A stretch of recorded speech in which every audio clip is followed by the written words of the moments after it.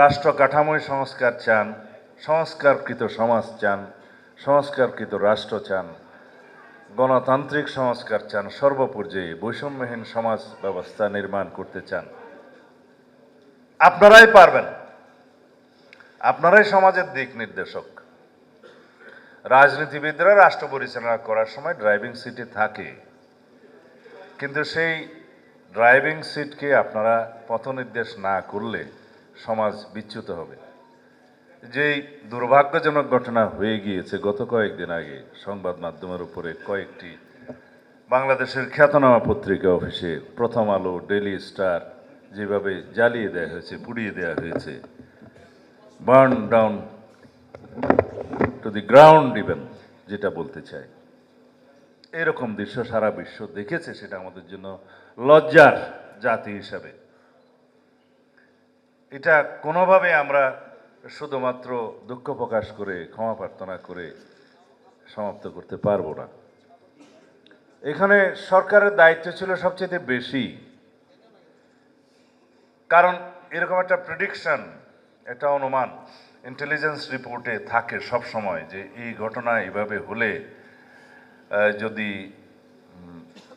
তারপরে কি কি হতে পারে সেগুলো অনুমান করা হয়েছে। আমরাও জেনেছি সেই ইন্টেলিজেন্স রিপোর্ট, কিন্তু সেটা আমলে নেওয়া হলো না কেন? আইন শৃঙ্খলা বাহিনীকে বলার পরেও শুনেছি 1-2 ঘন্টা পরে তারা রেসপন্ড করেছে। সেটা কেন? কাদের হাতে আমরা এই রাষ্ট্র ব্যবস্থা দেব, এই জনগণ দিবে, তাদের নির্ধারণ করার জন্য যাদের দায়িত্ব, নিরপেক্ষ নির্বাচন করার জন্য যারা দায়িত্ব নিয়েছেন, তাদের এই জায়গায় ভূমিকাটা প্রশ্নবিদ্ধ। বিজলি কেবলসের স্কিন কোটেড ইনসুলেশন আগুন প্রতিরোধী। বিজলি কেবলস, নিরাপদ আজীবন। বেশ কিছুদিন যাবৎ আমরা গণমাধ্যমকে চিহ্নিত করে, টার্গেট করে কিছু কিছু গণমাধ্যমকে এরকম হামলা করতে দেখেছি। নতুন তো নয়, অনুমান করা উচিত ছিল।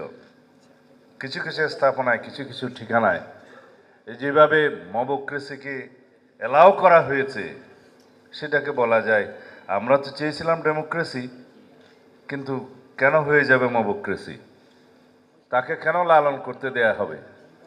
এগুলো আমি সরকারের দুর্বলতাকেই ইঙ্গিত করছি। এগুলো আরো কঠোর হস্তে দমন করতে হবে। বহির্বিশ্বে বাংলাদেশের ভাবমূর্তি বিনির্মাণের আমাদের এখনই সময়। যদি আমরা আগের কালচারে ফেরত যাই, যেখানে স্বৈরশাসকরা, ফেসিস্টরা গণমাধ্যমকে স্বাধীনভাবে কাজ করতে দেয়নি, যেখানে আন্ডার প্রেসার মবক্রেসির মাধ্যমে একই দৃশ্য আমরা আর দেখতে চাই না। এটা আমরা এই কথাগুলো বলার জন্য আজকে আপনাদেরকে কিন্তু আমরা আহ্বান করিনি, কিন্তু পরিস্থিতিটা এরকম, মুহূর্তটা এরকম, এই কথাগুলো প্রথমেই আপনাদেরকে বলতে বাধ্য হলাম। এখন আমাদের বিষয়বস্তুতে আসি। বাংলাদেশের মানুষের মনে ব্যাপক একটা পরিবর্তন হয়েছে বলে আমরা বিশ্বাস করি 5ই আগস্টের পরবর্তী, 2024-এর 5ই আগস্টের পরবর্তীতে। প্রত্যাশা এখানে হিমালয় সম।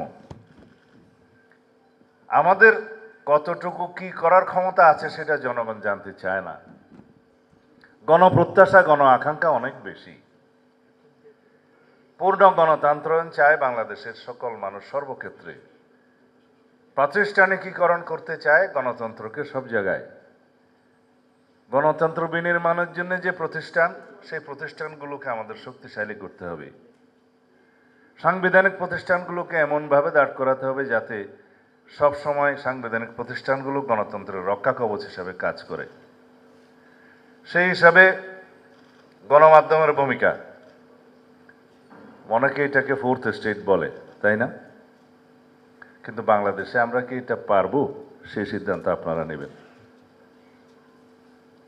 আমাদের সাংবাদিক বন্ধুদের মধ্যে অনেকেরই পলিটিক্যাল এফিলিয়েশন থাকবে, আছে, কিন্তু বাংলাদেশের স্বার্থের বিবেচনায় সবসময় আমরা যেন দেশের পক্ষেই থাকি, নিরপেক্ষ না থাকি, এটা আপনাদের কাছে কামনা করি।